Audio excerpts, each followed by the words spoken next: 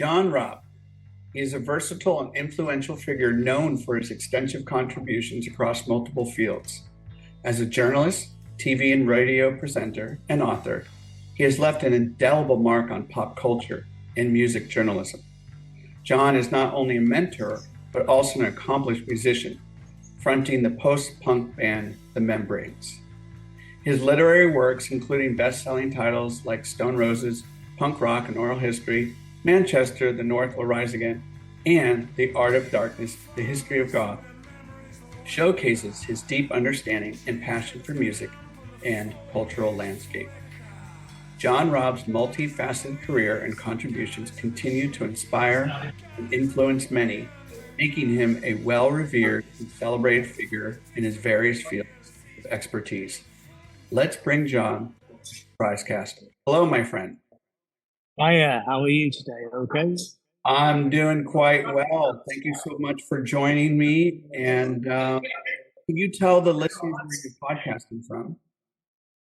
I'm in Manchester today in a place called Home. It's like an art bar. It's like a cinema, theatre art bar. And it's really close to where I live. So I potter in here and do my work, my phone calls and all the other stuff.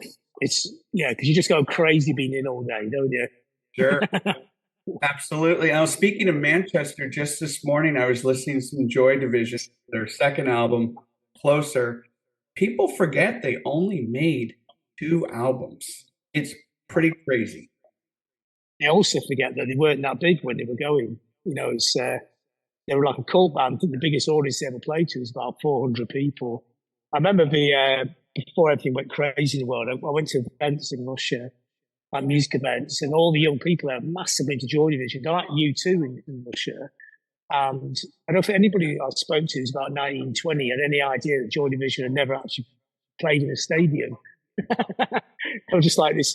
They're the coolest band in the world, but there weren't that many people hip to cool stuff at that time. Post-punk was a small scene then, right now it's mainstream. It's interesting, isn't it? So in a way, I think it's good. I like the way pop culture does change like that. Before we kind of go into a deeper account of post-punk goth, who you are, I want to fire some questions at you. Are you ready?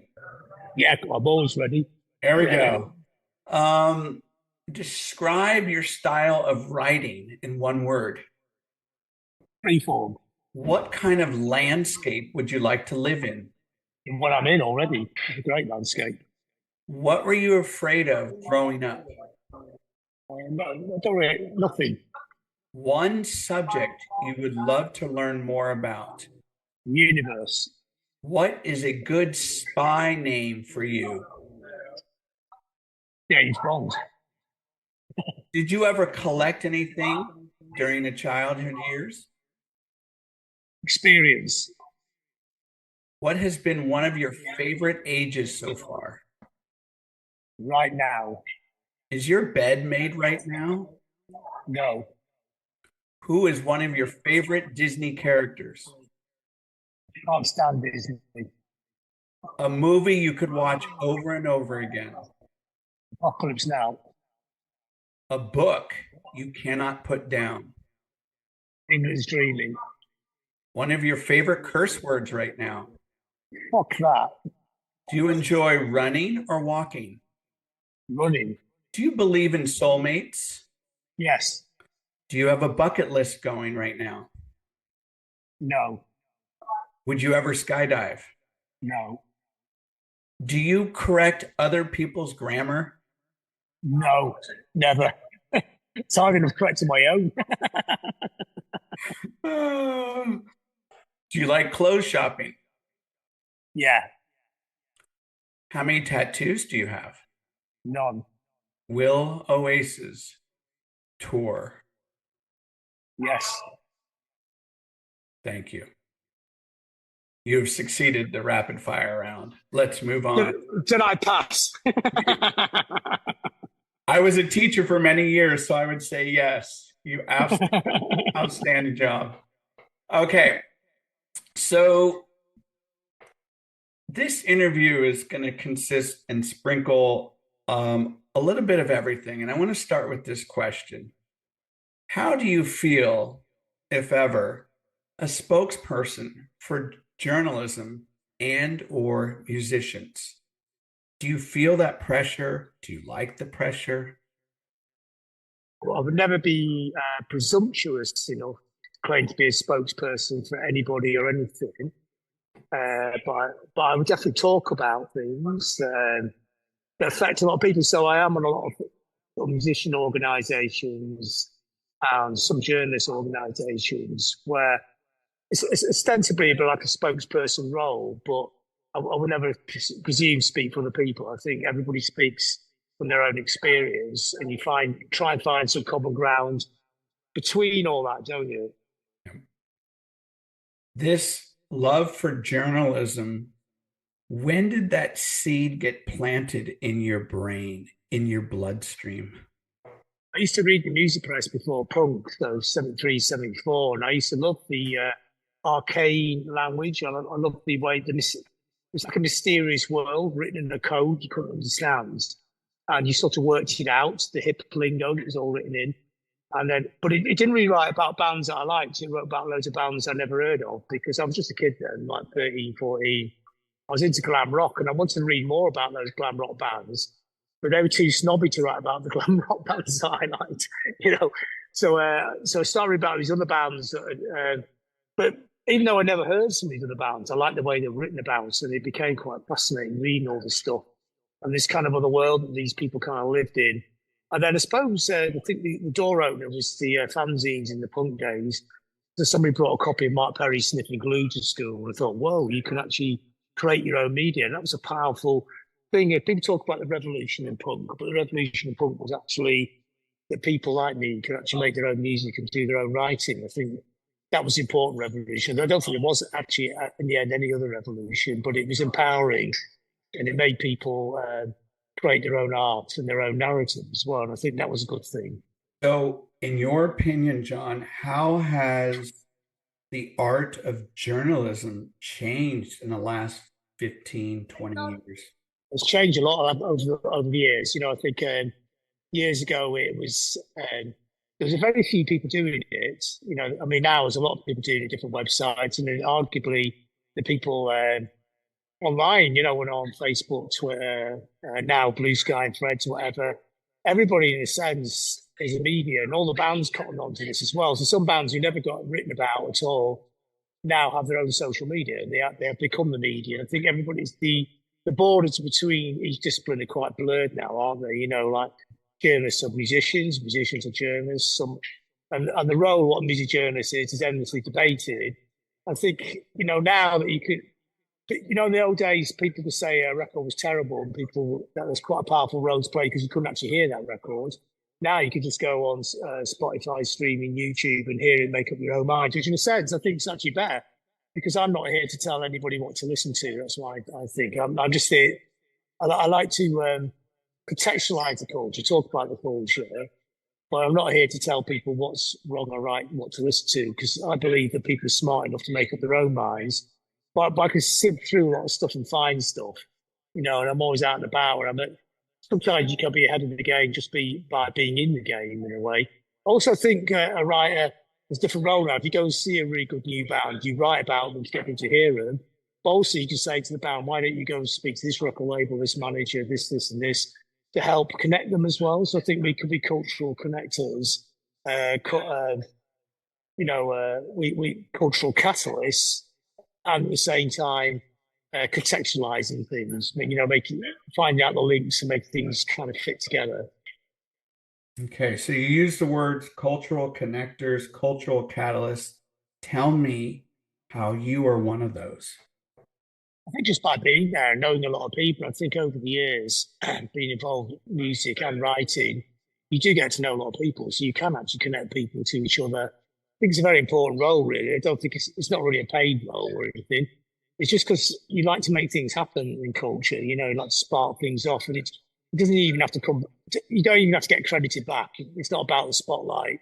It's about the buzz of making things happen, changing stuff, making a culture that you're interested in participating in and being part of, and it could be very small things or it could be really big things. You could actually start cultural landslides almost by mistake or like mini kind of landslides I don't, so I don't think there's any values that can be big or small, you know.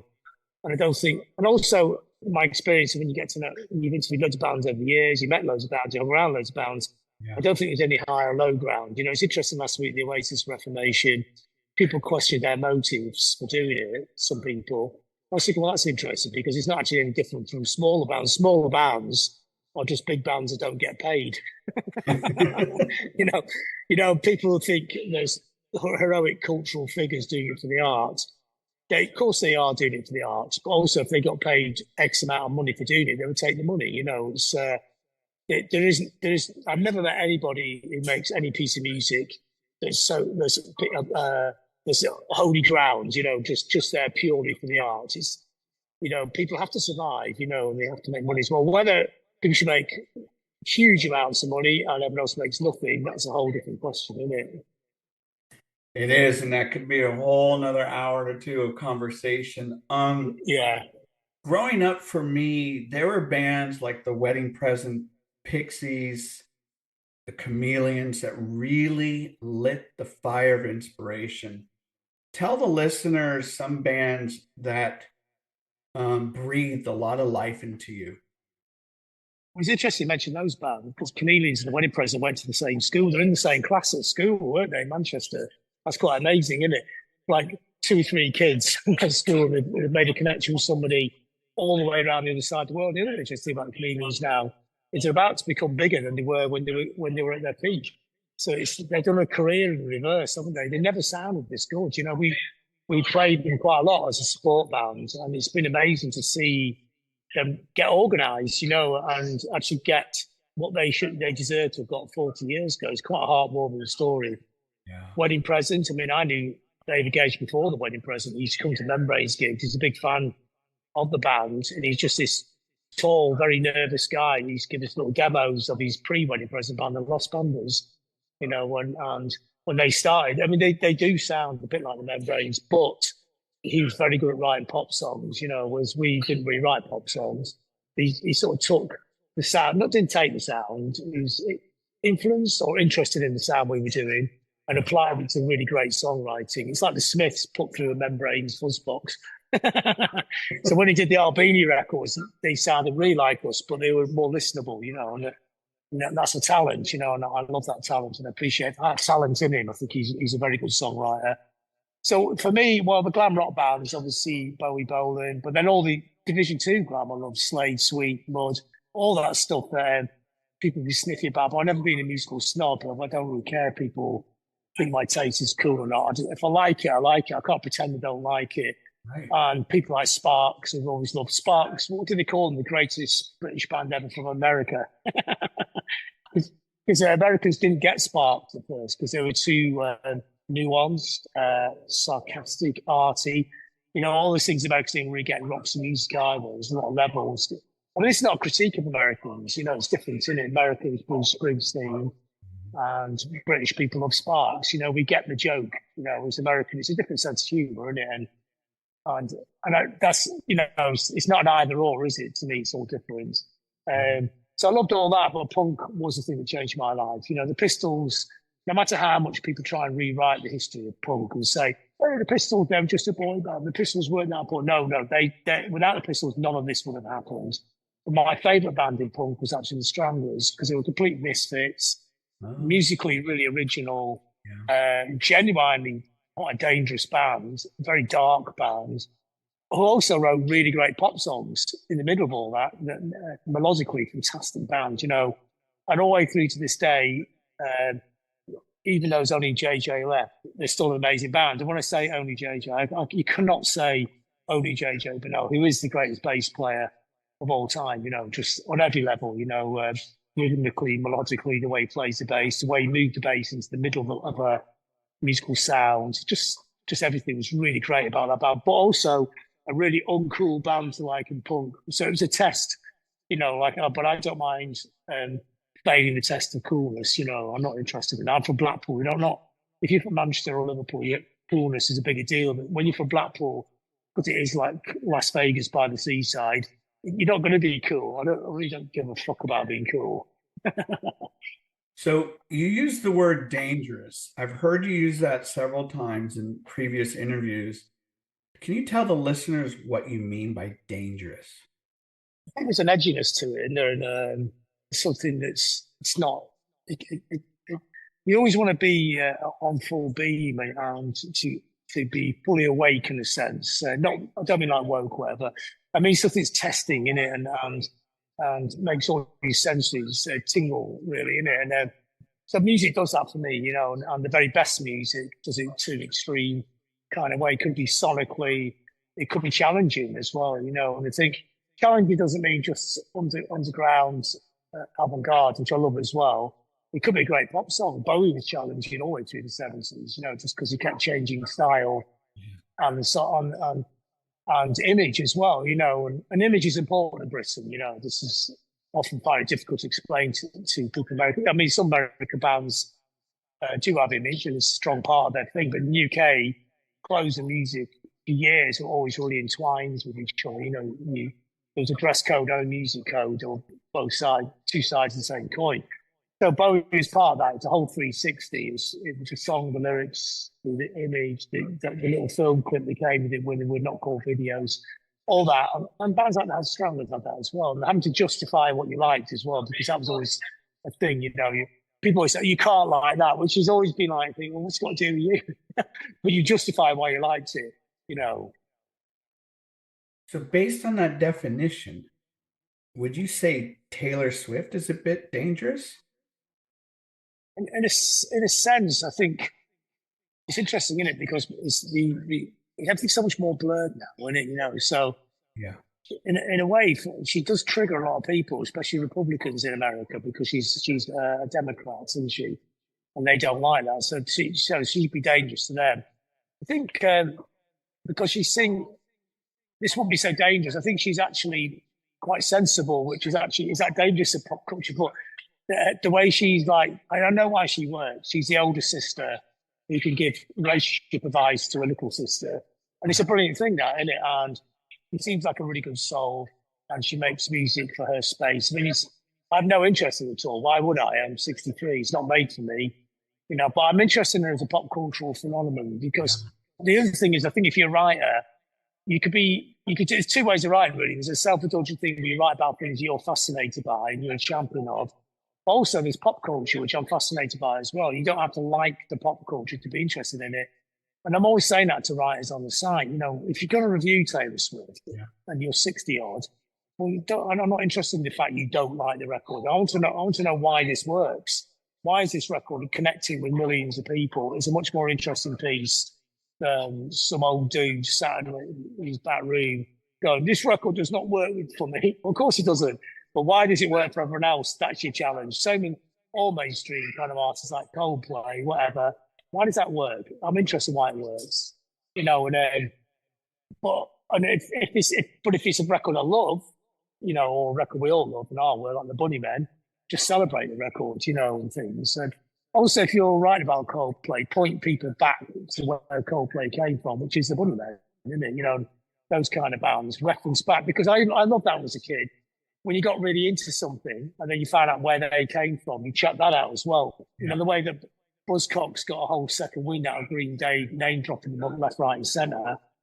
And I think bands should do that as well. I think, if you're influenced by a band that's never got that big, put them in your footnotes, get people to go and listen to them. It's just totally fair enough. And in the end, Buzzcocks, they had hits in England. They were big for a few years, but they're always more cult in America, big cult. But they should have been the Beatles, because they wrote songs as melodic as anything the Beatles ever wrote. And punk gave Buzzcocks a space to operate in, but also it couldn't get out of that box. They should have been a mainstream pop band, but I can imagine American radio programmers in 1978 just running in terror for anything that's got punk on it because it doesn't fit in between Kansas and Styx. It made no sense to us at all. It's like, you listen to their records and go, "Whoa, God, what is that? What are they listening to over there? Mr. Roboto. Jesus, what is that?" Oh my goodness, so 1983. All right. It is, isn't it? It's a different world.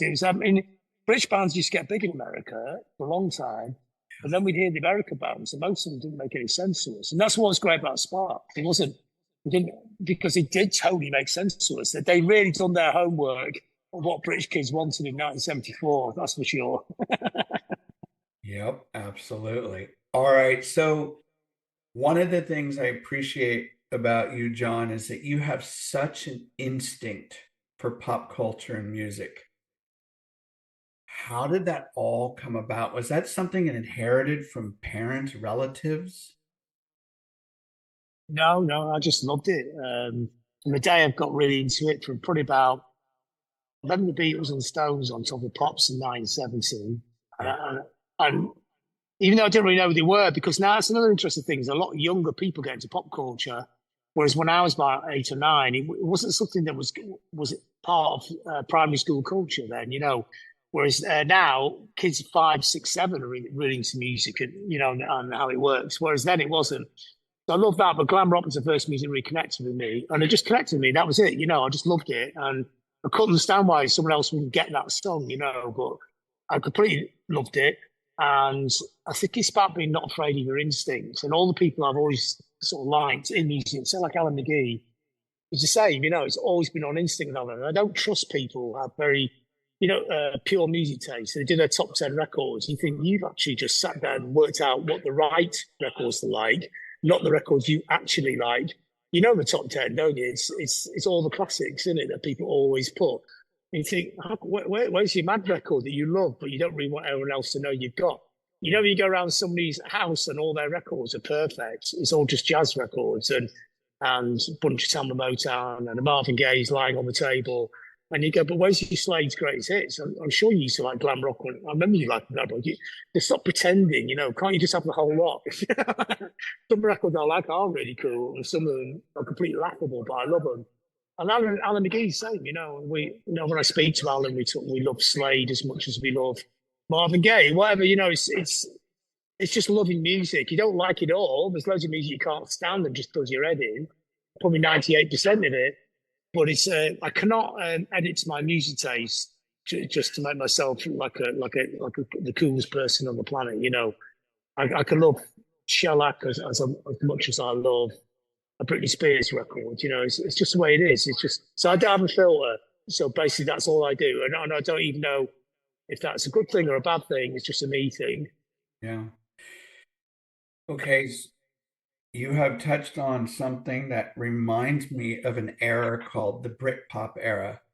I feel as though right now it's getting a lot of tomatoes thrown at it. What did you think of that time period? And was it misunderstood?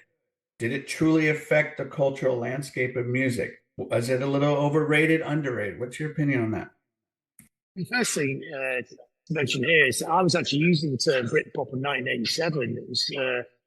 It's kind of got a back history that's sort of been chopped out the story. So people think it started in 94. But I remember reviewing people like the Lars and the Stone Roses before they made it. And as a joke, just called them Britpop bands. I don't even like the term. I think the term is kind of naff, but I get why it works. I think most musical terms, nobody ever likes any of them, do they? But they're shorthand, aren't they? So like punk, none of the punk bands would ever call themselves a punk band, but we all kind of know what it means. Sure. Same with goth. When I wrote the goth book, there isn't one goth band who likes to be called goth. But it's not like we're saying Susie's goth, therefore she's not allowed to wear white trousers. The terms are like little prisons. You get the goth police or the punk police. You don't allow anyone to go anywhere else. But at the same time, it saves 100,000 word description of a band if I'm trying to communicate to you something pretty quick. Like what's a cool new band in Manchester, a bit goth post punk. You go, I'm interested in that. But you wouldn't expect them to be exactly, goth post punk. You just kind of know it's in the ballpark. So we say with Britpop as well. And it wasn't, none of these scenes are ever contrived, are they? It's not like somebody people sat in a pub and designed this scene.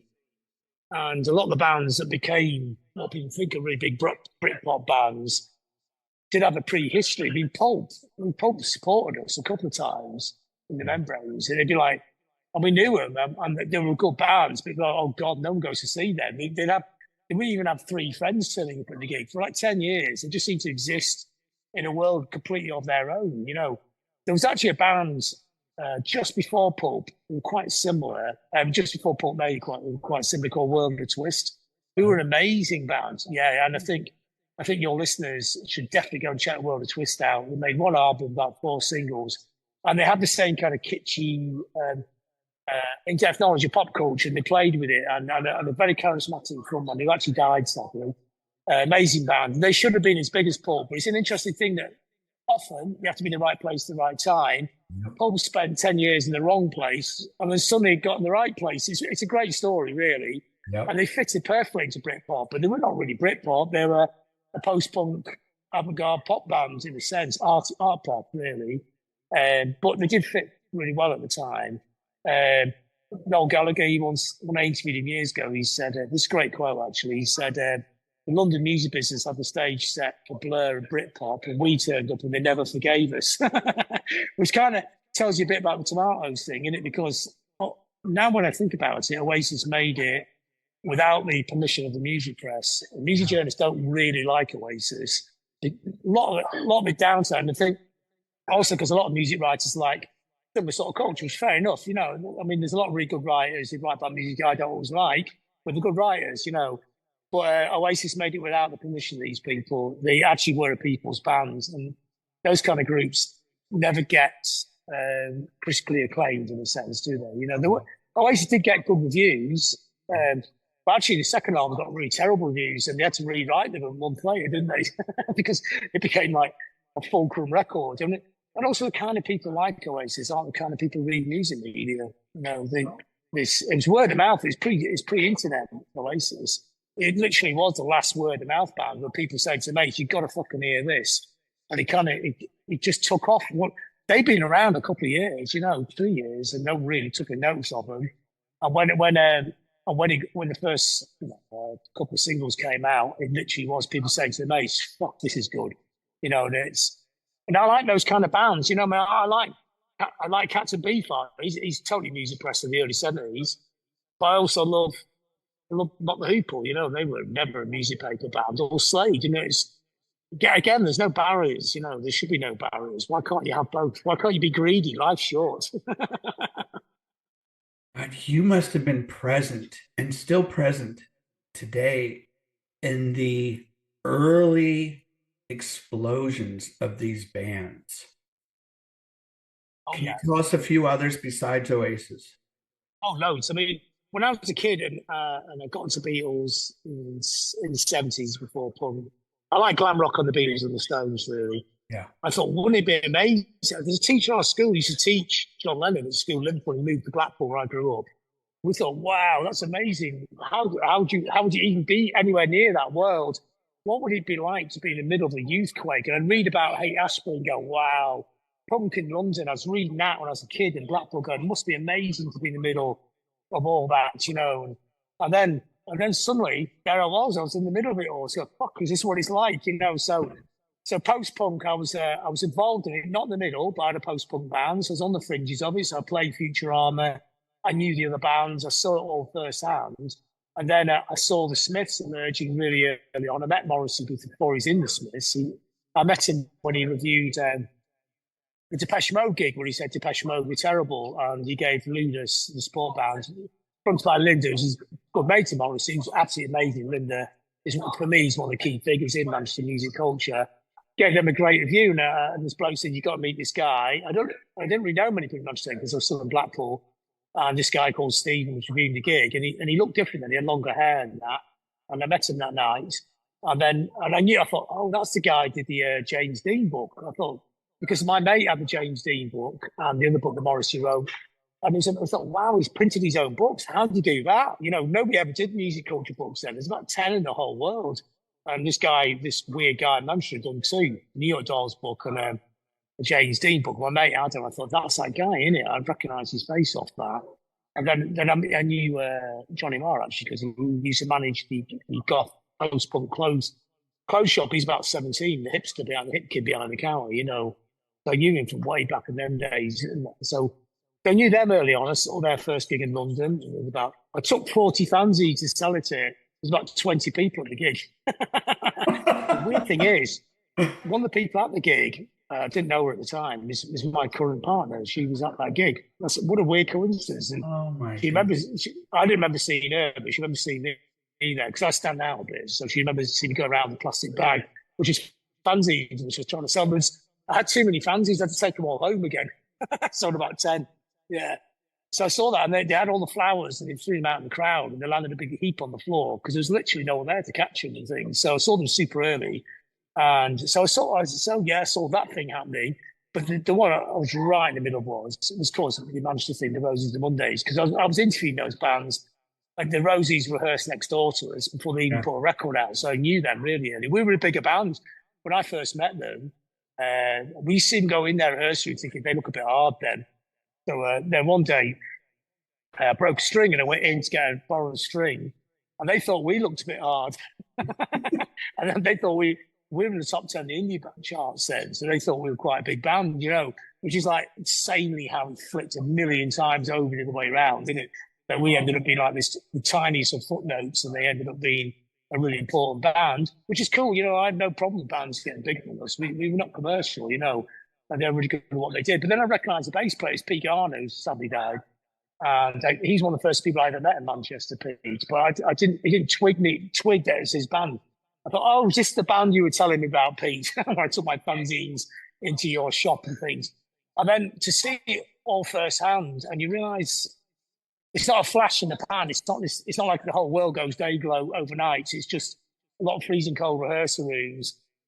Stuff takes ages, and it's no overnight success, basically. Things get slightly bigger, and then whoop, it goes off. And then suddenly everybody's in Manchester. All the London people around Manchester, their A to Z's getting lost in town, checking the bands out, trying to push you out of the way. Actually, it's quite ironic because you end up not being able to write about all the bands that everyone else would not let you write about initially, because they used to say, these bands can't be that big up north. We don't really know about them in London.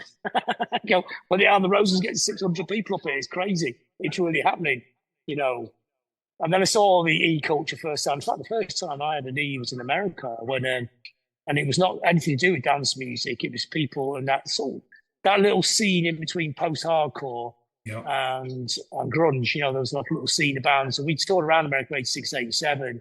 I knew all them bands as well, so I was in that little world. I knew. I mean, we were the first band that went to work with Steve Albini, after Big Black. We went to his house and did half an album in his cellar. And I knew all those bands up and down the East Coast, because we didn't get to the West Coast because it was such a long. We weren't known enough to make that bit over the middle. It's quite a long. I've done it now. It's a long drive that, but we know all those. The bands from Boston and DC. I knew Ian MacKay really well, and all those people. So that interesting little flux. There was an in-between scene there. So I kind of saw. I mean, I did the first Nirvana reviews in a weird way. I was sort of there as well, and then the second interview, I went out to New York and stayed with Nirvana. It was a tiny little flat for 4 days, all squidged into this room. With Tad as well, with big fucking guys snoring. They snored a lot. And I was helping Nirvana carry their gear around because I had a problem with that. Because I'm a musician, you carry shit around, don't you? I don't stand there watching people carry amps around. You just go, I'll take that if you want, mate. Yes, and I had no idea that was going to break big. So two things broke at the same time, but I didn't see a differentiation between the two scenes. Interestingly enough, the biggest influence on Nirvana, on the Stone Roses and Minor Threat and what became emo with Rites of Spring was a band, the other half of Generation X, not Billy Idol or Tony James, the other guys. They had a band called Empire who influenced two little micro scenes. And so a big influence on the early Roses, but a big influence also on Ian MacKay and Guy Picotio, which is like utterly bizarre because nobody else had ever heard of this band. But when you listen, you go, oh God, I can hear it. So like this band actually ended up mistakenly inventing the Roses Manchester sound and emo. It actually rooted from the same band, which is odd, isn't it? Because I'm actually really interested in evolution and dinosaurs and paleontology. It's like that, and if you trace mammals back, they go to pre-dinosaur times. This big thing that looks a bit like a dinosaur, and it's interesting, isn't it? Convergent evolution, it happens all the time, doesn't it? It's like you think, wow, the laws of nature actually fit into the laws of music. Like the way you have the Saints in Australia doing punk rock with no idea the Ramones are doing it in New York, and no idea the Pistols are about to do it in London. They all ended up with the same thing in completely different places. Whereas now on the internet, you'd all know them. how the fuck do the Saints come up with that sound all on their own?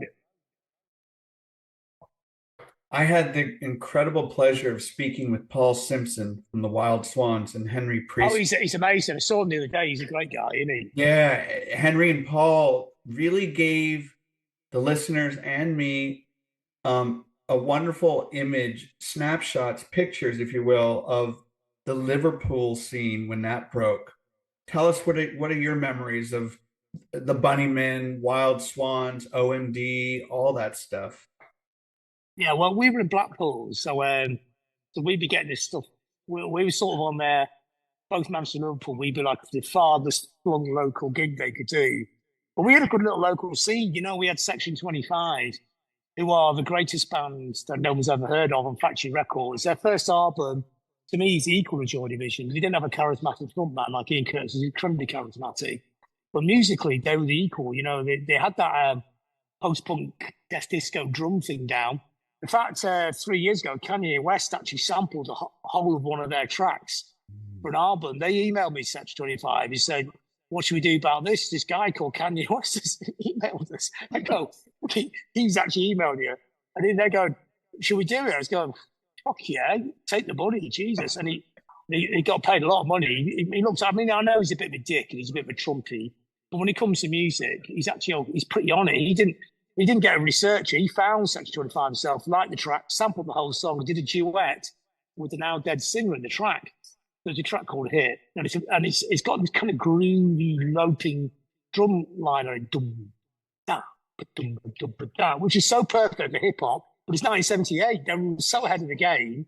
It's a really good track, and his version of it's really good. But their album's amazing. It's as good as the Joy Division album, but Joy Division, because Ian Curtis had the vision. And also the team, they had a whole team around them. The same team worked with Section 25, but they weren't the main band for Factory. They were like the second band down. So we had them. So we did have like people 5 years older than us who seemed really old, actually 25. What?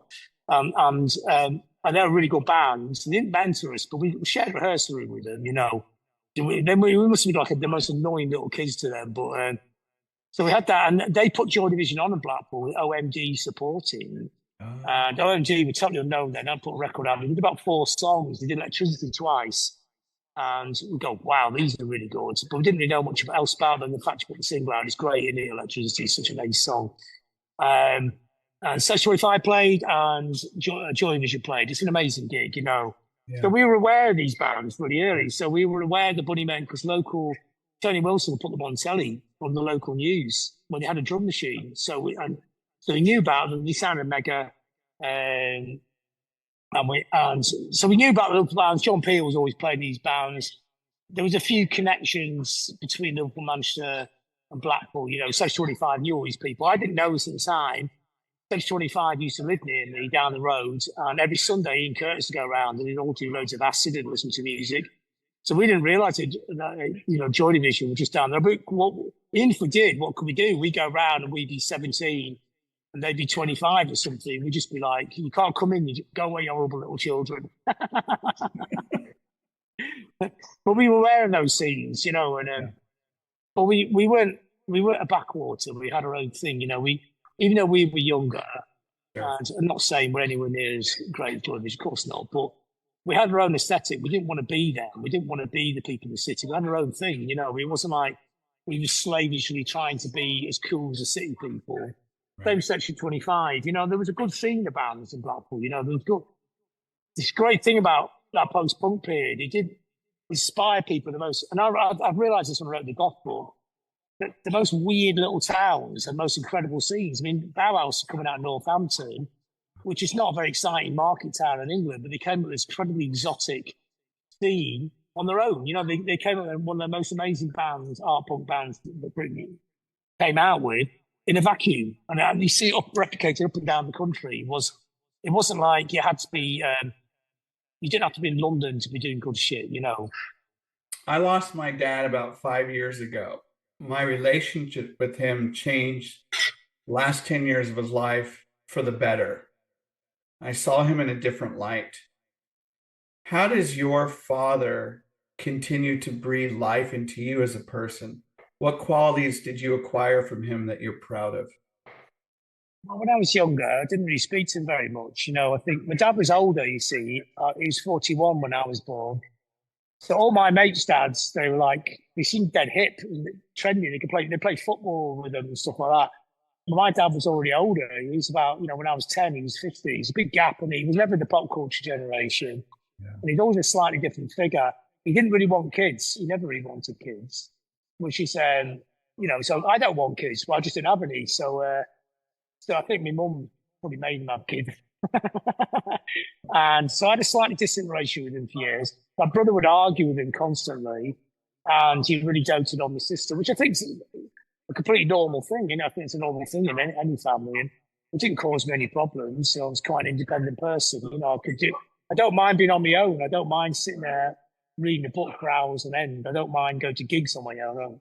I like being with lots of people, but I didn't need the approval of my father. We talk about this, me and my sister, quite a lot because we're all we're all worked really hard. I wouldn't say I was a high achiever. But they're quite high achievers. They've done really well. But my sister used to run the whole thing in Africa with Kofi Annan. She's quite high up in the world of Africa and poverty. And my brother's the same. He does a lot of African stuff with malaria and Ebola. Actually, he was on the Ebola project as well. So, people like Bob Geldof worked with my sister, and he's terrified. Bob Geldof said, there's only one woman he's ever been scared of was my sister.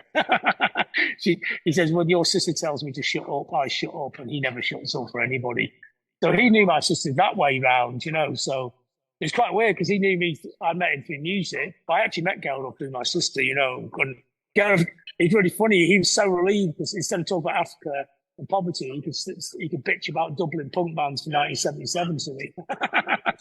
Because he knew I would know about Radiators from Space, early U2, Virgin Prunes, all them bands. I knew what he was talking about. In that world, no one else ever knew what he was talking about. Yeah.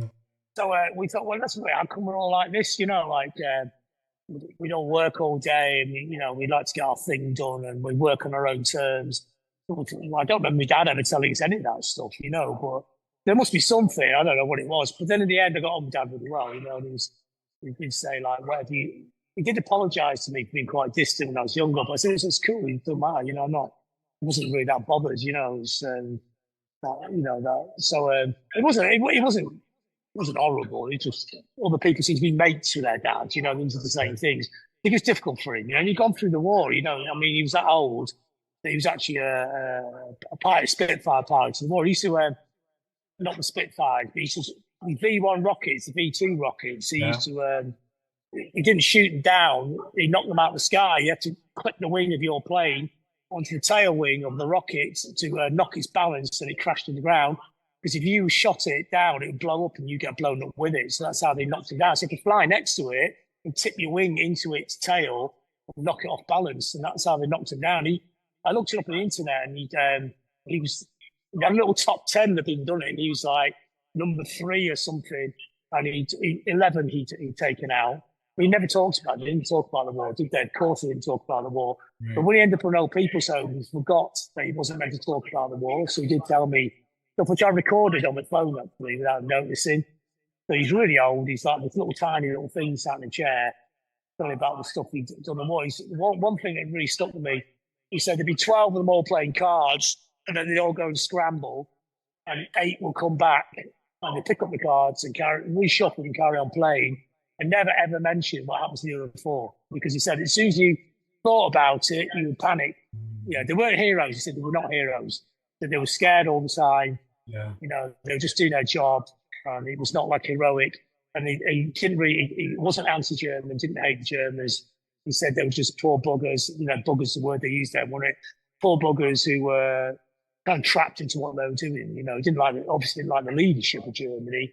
Sure. But he said we didn't think we're fighting the person we're playing, we're fighting something bigger than that as well. So, and he wasn't like trying to be heroic or humble about it. That's just what they thought, And your mom? Well, my mum's still alive because she was a lot younger. So it's the weird thing, people go on about, a famous person's going out with somebody 15 years younger than that, disgusting or something. You go, that's the same age as my mum and dad, isn't it? So I got on really well. My mum, I speak to her every day.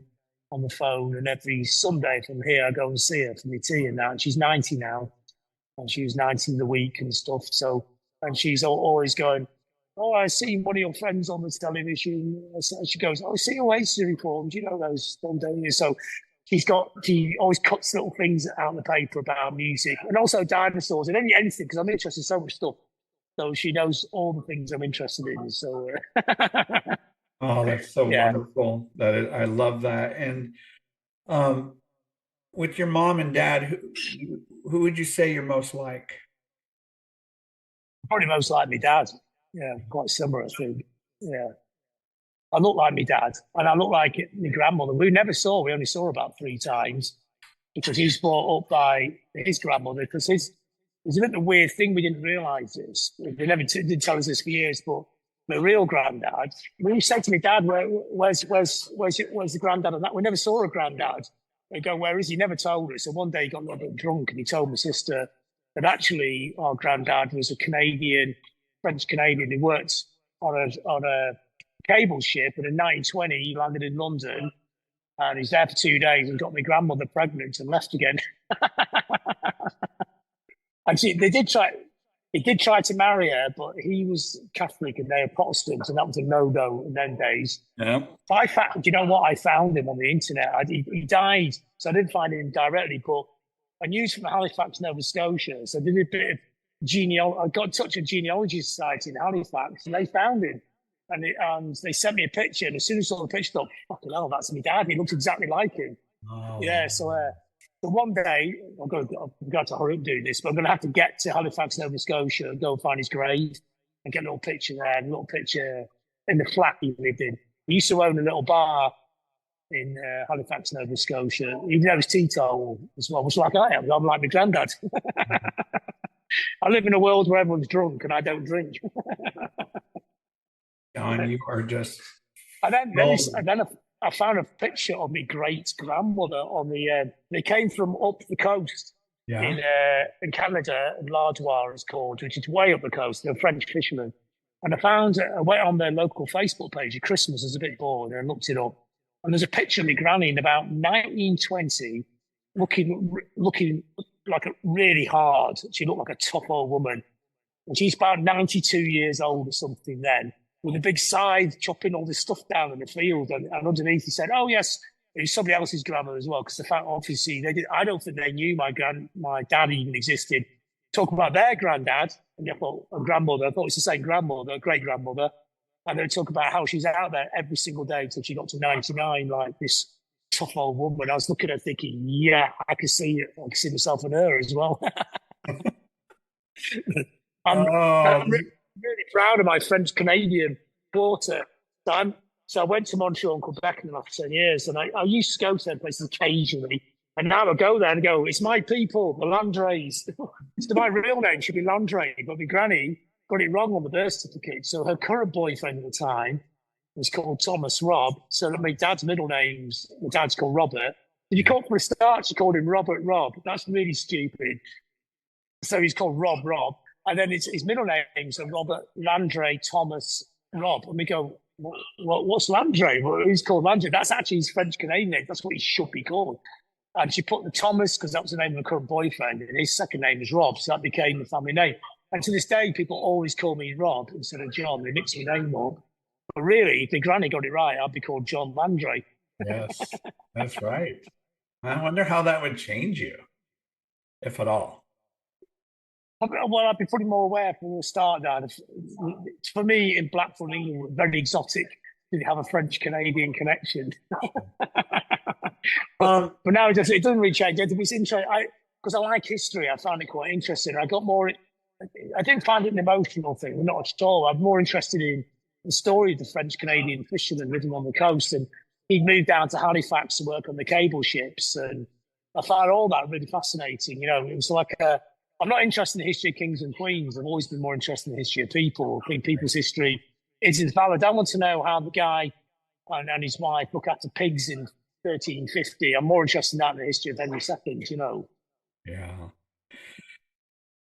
John, you in my opinion, do a great job handling interviews. I've seen many of them, and I want you to tell the listeners, how do you prepare for interviews? And when you are doing interviews, do you tap into this kind of improv, if you will, going Yeah, off the cuff? yeah, it's got me off the cuff. I mean, there'll be a bit prep sometimes, like if it's a public interview about somebody, a specific subject that somebody's involved with, like they've done a book, you're gonna have to know a bit about the book. But often, because I've been doing this, I've been involved in this stuff for years, Yeah. and you kind of know it, don't you? You know, it's in the background. Even if you didn't know it, because if you're interviewing another musician, you're a musician yourself, so you have a lot of common things that you could talk about, isn't there? And you kind of also have a little look at the audience, think what they're interested in as well. You know what the key thing is, and you're actually really good at this as well. You actually listen, because quite a lot of interviewers butt in, so they'll go, somebody talk about something, they'll go, yes, I think that as well. And they start talking about themselves. And you go, yeah, nobody's actually that interested in you. And I know that as an interviewer. If I'm interviewing Will Sargent in the Bunnymen, no one's come to see me. They come to see Will talk, and I respect that. I don't go in a big stalk because nobody's interested. I think listening, I think it's a rare commodity in these times. I think you look at it, I think social media's done this quite a lot. I'm not anti-social media. I think it's created a situation where everybody shouts over everybody else. And I like talking. I like to talk about things I'm interested in, of course. But I'm also quite interested in listening to what everyone else has got to say as well. Even the people Absolutely. you disagree with. Yeah. But, and I concur with what you're saying about the way you approach interviews. You navigate them in a manner that's very entertaining, insightful, informative. Were these skills that you just kind of picked up along the way? Did you receive some great advice from other people who are in this field? I think it's a mixture of naturally being interested in other people Yeah. and as you go along learning how to do it. Because the first time I came from the fanzines, we had no idea. We didn't go to college to learn how to do this. You had to work it out as you went along. Yeah. So some of the early interviews, you don't even know what you're meant to be doing. You just go and do them. So you kind of learn the hard way, which is okay. I mean, I've done interviews on my book tour when I did one in Exeter. The two 16-year-old girls did it. They'd never done an interview in their lives. They were dead nervous. And they had lists of questions. And I said, you don't really need to you don't have to have a list, you can just go, just ask me what you're interested in, and I'll try and answer. You don't have to make it something where the person getting interviewed feels their ego's being tickled or anything. It could be actually what you're personally interested in as well. And they would come into goth culture, and they were young. I was quite interested in their take on it actually, Yeah. as to what is it? You're so young, you weren't there the first time round, which is valid, the experience. But what's your experience of it? Which groups are your intro groups? And I prefer a conversation to an interview. And I think the luxury of pop culture is you can do that. It's a political interview, probably different. Well, are different. I have done political interviews, and they're like little tests, aren't they? You have to test the other person a bit as well. Sure. But I think pop culture, in a sense, because it's art, and art is self-indulgent in a way, but that's interesting as well, and it's interesting work. I'm kind of fascinated by the person behind the culture as well. So behind the facade, in a way. So when that Noel Gallagher one I did about Yep. was he's done early June now. Yep. It was great to get him to be so relaxed. Well, I know him, so it's easier, to be relaxed and drop his guard and just be himself, because he's actually a far more interesting person Yeah. than is presented in the media. So I think most of America will think he's that bloke who swears a lot and then fights with his brother. It's only a very tiny tip of a very complex iceberg. He's actually a very deeply intelligent, sensitive, introverted soul. And I think that's interesting as well. I think there's too much pressure on people to be really interesting extroverts. Guys, I think the curse in the modern world is the extroverts, isn't it? So you end up with Donald Trump. You end up with somebody who just shouts all the time, Yeah. get attention. But that's not actually creating any solutions. Sometimes the really quiet person in the corner has actually got it all worked out. That's true. And I used to see that with my students in the classroom, with that one child kind of sitting there just listening and like a sponge. And then he or she would say something spot on, nailed it. Oh, 100%. Yeah. I mean, some extroverts can do that. I Right. think there's too much pressure on people to feel they should be very confident all the time. And I say that to people who do interviews. They go, I'm really nervous about going out there. I go, it's cool, just be nervous. Everyone in the audience is more nervous. Just if you go out there and say, I'm really nervous, people will actually go with you, because they respect you for actually doing it. Right. Let's do a couple more questions here. I was working out this morning. I was listening to your Spotify playlist of goth music based on your book. GOTH. What does this genre mean to you? It's quite interesting, really. Steve Severin, when I interviewed him for the book, he said he hates the term goth, GOFF, but he's okay with the term gothic, because it makes think of cathedrals and poetry and literature. And I think that's probably your answer, in a sense. But then nobody actually owns a scene, and nobody can.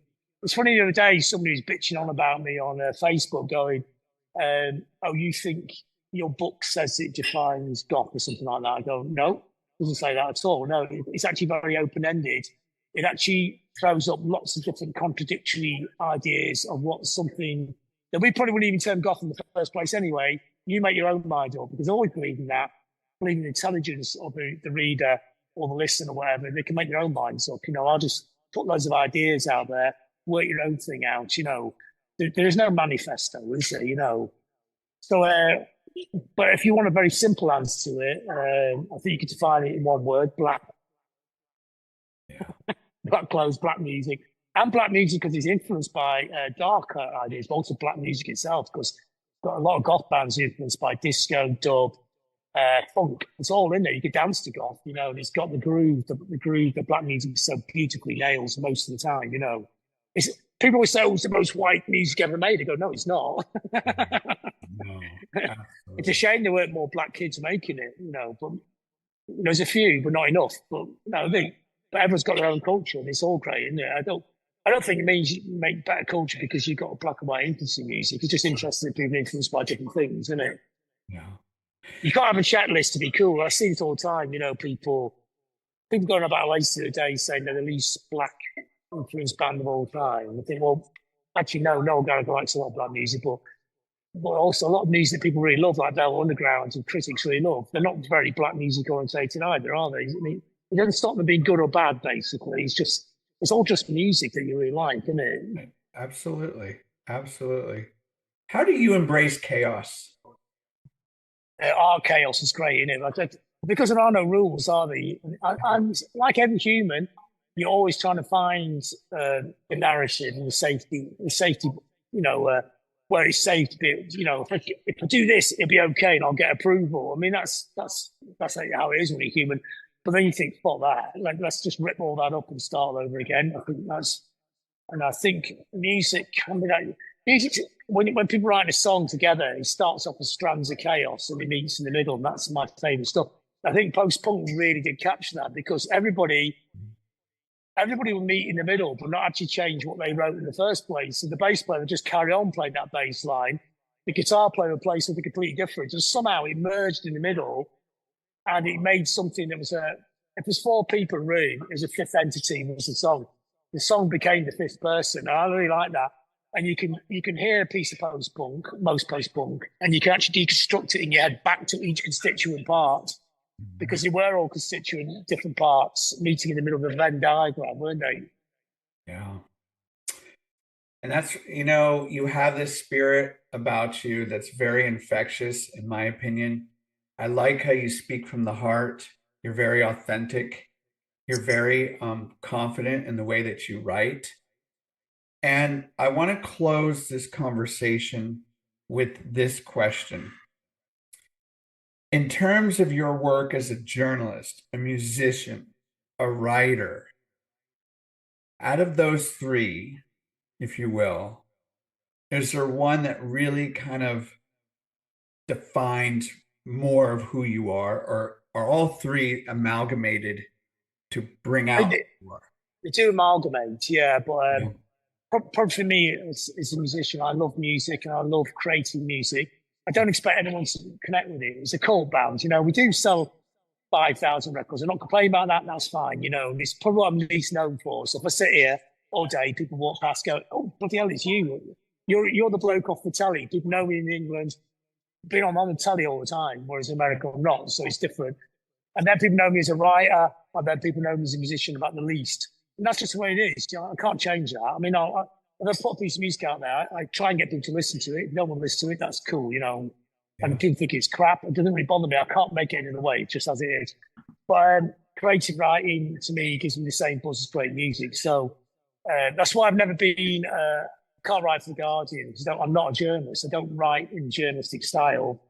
I'm a free-form writer, and I'm actually writing a novel at the moment in the background and everything else I'm doing, but it's a very free-form novel. It's basically no rules. And I love descriptive writing, right? So this book's about nature, the universe. It's about a journey this girl makes. The girl's actually me, so I've twisted the characters around. There's a composite of several people, but partially me as well. And it's a lot of descriptive writing about nature. So for some people, it might be like, oh, that's just a load of adjectives. It's too much. Going, well, yeah, it's my book. I don't have to change anything. I make the rules in this book. And if no one wants to read it, it's tough. It's a work. It's an art book. And that's when people say art, it's not pretentious. It's just saying, although there's nothing wrong with being pretentious, it's actually just saying this is the thing on my terms. So an art piece of music, you make it on your own terms. You think it sounds fucking brilliant, and no one else likes it. Tough. But I also equally respect people who can make music for money. So Noel Gallagher can sit down and write a song, and millions of people get it. That's a fucking trick, you know. Didn't go, anyone could do that. I go on then. It's not easy. It's harder.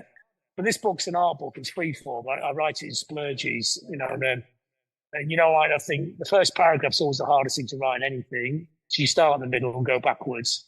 And that bit where you get in the groove and it all pours out and the words pour out is the best thing in the world, you know. And whether anyone else reads it or not is unimportant. It's just that buzz of being in that creative zone is exactly what you're doing all this stuff for, right. Musically or writing wise. All the other stuff's just baggage. Have you read this book, Rick Rubin's book, The Creative Act, A Way of Being?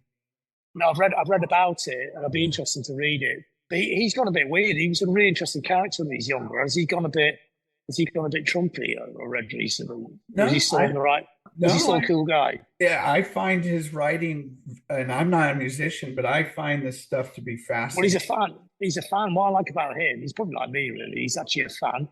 He doesn't claim to be talented at anything. But what he's very good at, and when he goes to produce his records, he doesn't get on the desk. He just sleeps on the settee at the back, and every now and then he goes, I like that bit. It's so brilliant because everyone else in the room's going, I don't know how this stuff works.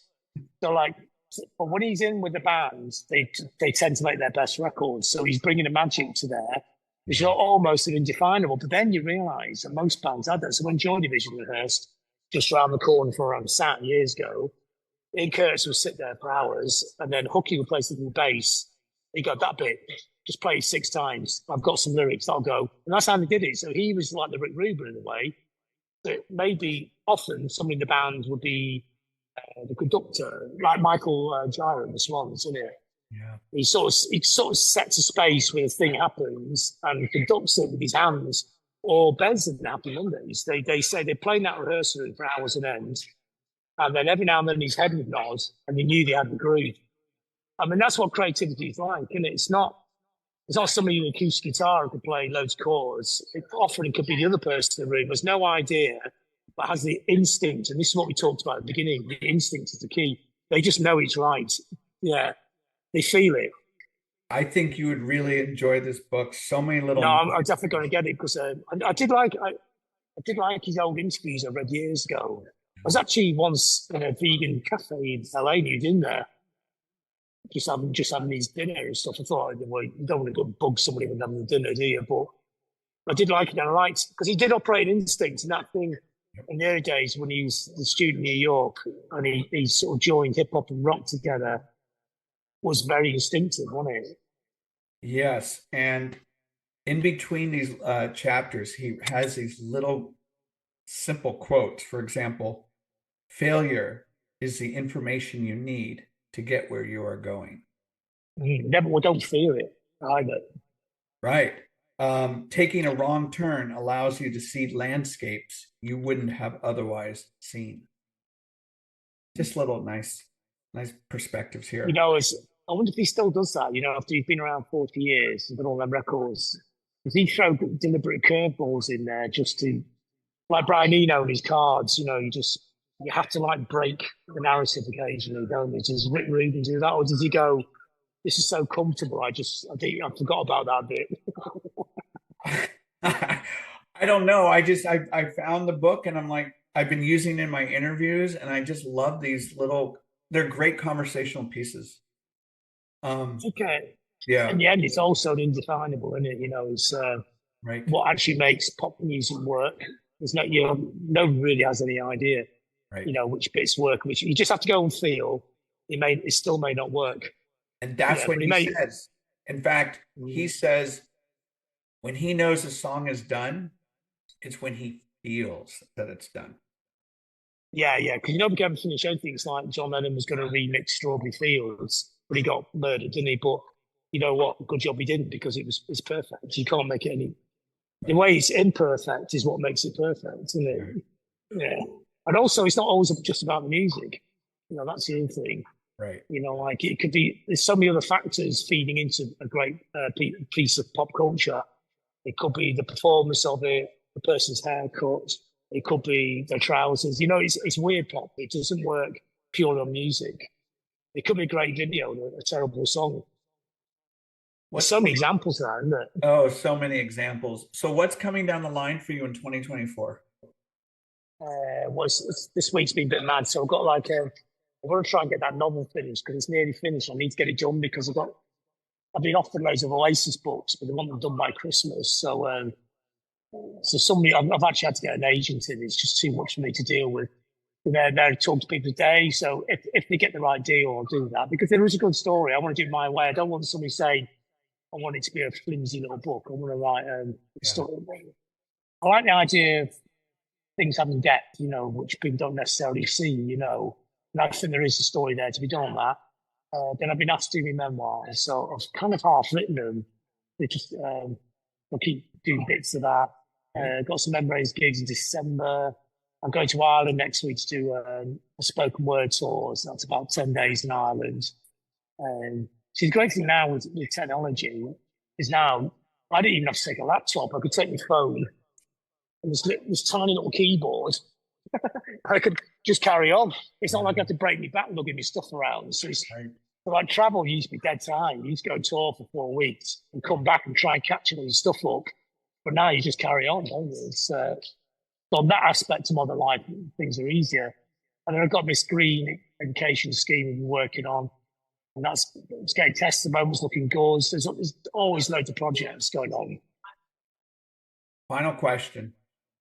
Who the hell is John Robb? I've no idea. I'm not. Maybe this is what we do all this stuff for, to find out, isn't it?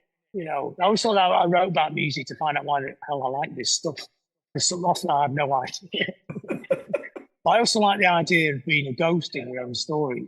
Yeah. You don't really exist inside your own story. So when I do the memoirs, I'm not necessarily in them. I'm in them, but I'm not in them. It'd be a musical memoir of a generation, really. So anybody could read them. Wouldn't have to know who I am and go, oh God, I felt that. I remember that. That made me feel this. Or it could be, I didn't feel that at all. It could be the opposite. Yeah. It's interesting. When I ask musicians, artists that question, sometimes they have a hard time answering it. Someone will say, well, I don't know. Who am I? Maybe you should ask the next person. Or ask, get a hold of my friends. They can tell you who I am. No, I want to know you. Who are you? Well, because everybody's stuck to the facade, really, in a sense, So the music could be really heartfelt, but it's not actually necessarily them. It's one.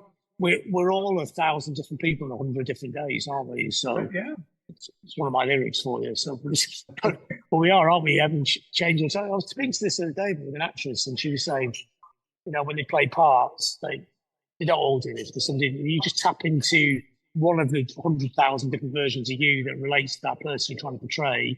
Yeah. And it becomes an amalgamation somewhere in the middle, and I like that idea as well. So when you speak to a musician, you're seeing a version of them, and even the real version is just another version, isn't it? It's, right. So it's you can't define yourself into one thing, can you? Because you just keep moving all the time, and that fluidity is actually what's the fascinating part of not just humans, because I imagine all animals are the same as well, aren't they? Right. I agree with that statement, but I also think we have some understanding of who we are right now. I agree that we're evolving, we're developing, we're changing, but some can say, oh, right now I'm in this moment of, exploration, or this moment I'm working on physical fitness, or this moment, this is who I don't know. It's like a curveball for people to answer, but I get it. It's all right to be lots of different contradictory things all at the same time. Yes. Yeah. I think punk was that, in punk, you could have two completely opposing ideas in your head and be into both of them. And the contradiction and the tension was actually what made punk really interesting. So some people say, like a band could be this and they have to be that, but they go, no, we're the opposite of that. We're arguing with ourselves. And I love I like that as well. Yeah, I love that contradiction in music and film and books. I really thrive on that stuff. John Robb, Yeah, I thank don't think you it's so much. Yeah. Oh yeah, no, thank you. Yeah. I greatly appreciate your time, and continue much success with this book, and keep being the cultural catalyst and connector that you are. Thank you very much. Thank you. My name is William, host of the High Art on the Edge page, host of the podcast feature Surprise Cast. Thank you so much. And remember, great art is out there. You just have to keep your eyes open. Ciao.